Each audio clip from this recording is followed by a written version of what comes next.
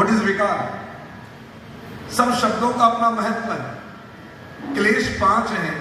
सबसे पहला अविद्या,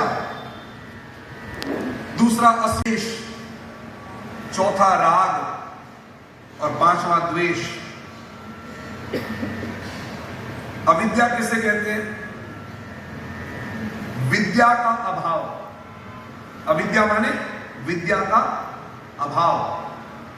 जब व्यक्ति के पास विद्या का अभाव होता है तो सही और गलत का वो निर्णय नहीं कर पाता। What is right and what is wrong, वो सही निर्णय नहीं कर पाएगा। बिकॉज ऑफ उसकी विद्या के ऊपर एक आवरण आ गया, एक लेयर आ गई अविद्या की, उसका ज्ञान ढक गया। अर्जुन की स्थिति क्या थी? हे Krishna, I don't understand what to do और what not to do, what should I do, मुझे करना क्या और क्या नहीं करना है, मैं नहीं समझ पा रहा हूं। अर्जुन जैसा नर अवतार वो भगवान से कह रहा है, कार्पण्य दोषो पहत स्वभाव पृच्छामि त्वाम धर्म सम्मूढ़ चेता, आई एम कंफ्यूज्ड इन धर्म, व्हाट शुड आई डू और what should I not do, मुझे क्या नहीं करना चाहिए, मैं नहीं समझ पा रहा। इसको कहते हैं अविद्या। ज्ञान के ऊपर, विद्या के ऊपर अविद्या की लेयर आ गई।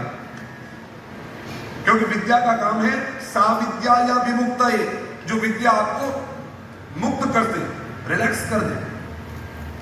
विद्या आपको वो जो अहंकार दे वो विद्या नहीं, जो आपको विनम्रता दे वो विद्या।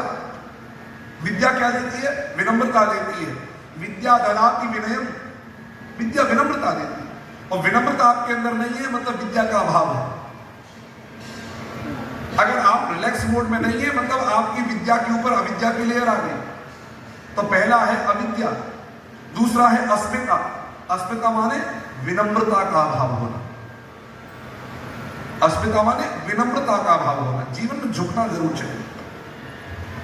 अभिनिवेश, वैराग्य का अभाव होना। फिर है राग और फिर है द्वेष। राग और द्वेष क्या है? ज्ञान के ऊपर एक लेयर आ गई, राग हो गया, और वैराग्य के ऊपर एक लेयर आ गई, द्वेष हो गया। आपका किसी से राग यदि होगा, राग माने आसक्ति, अगर आपका किसी से राग होगा तो आपको उसमें कभी भी कोई दोष दिखाई, और आपका किसी से द्वेष यदि होगा तो आपको उसमें गुण दिखाई। राग और द्वेष करते क्या है? किसी में गुण होते हुए भी नहीं दिखाएंगे और दोष होते हुए भी नहीं दिखाएंगे। ये राग और द्वेष का काम है। ये पंच क्लेश हमारे मिट जाए, इसलिए हनुमान जी से प्रार्थना करें, हरहु कलेश। और फिर विकार। विकार किसे कहते हैं? विकार 6 है, काम, क्रोध, लोभ, मद, मोह और मत्सर। इन सब की भी अपनी अपनी व्याख्या है। समय नहीं, अब समय हमारा एंड हो गया। आप कौन? और चरणों को नहीं, चरणों की रज को प्रणाम करो।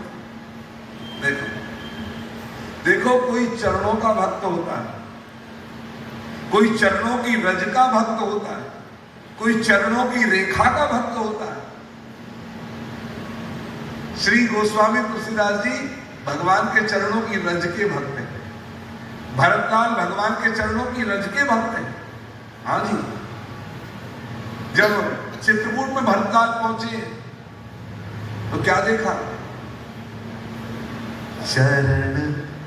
कोई चरणों का भक्त है, कोई चरणों की रज का भक्त है, कोई चरणों की रेखा का भक्त है, कोई चरणों की रेख और रज का भक्त है। आपको बताओ, श्री हनुमंतलाल राम जी के चरणों के भक्त हैं। श्री हनुमंतलाल राम जी के चरणों के भक्त हैं, समझ रहे? और गोस्वामी तुलसीदास जी अपने गुरुदेव के चरणों की रज के भक्त हैं। श्री गुरु चरण सरोज रज। और गीधराज जटायु वो भगवान के चरणों की रेखा का भक्त है। आगे चला गीधपति देखा, सुमिरत राम चरण की रेखा। वो राम जी के चरणों की रेखा का भक्त है और भरतलाल चरणों की रेख और रज दोनों के भक्त हैं। जैसे ही चित्रकूट पहुंचते हैं भरतलाल, आहा क्या देखा, भरतलाल ने भगवान के चरणों की रेख रज देखी, लोट लगाने लगे और क्या कहते हैं, बड़ा सुंदर पद है, चरण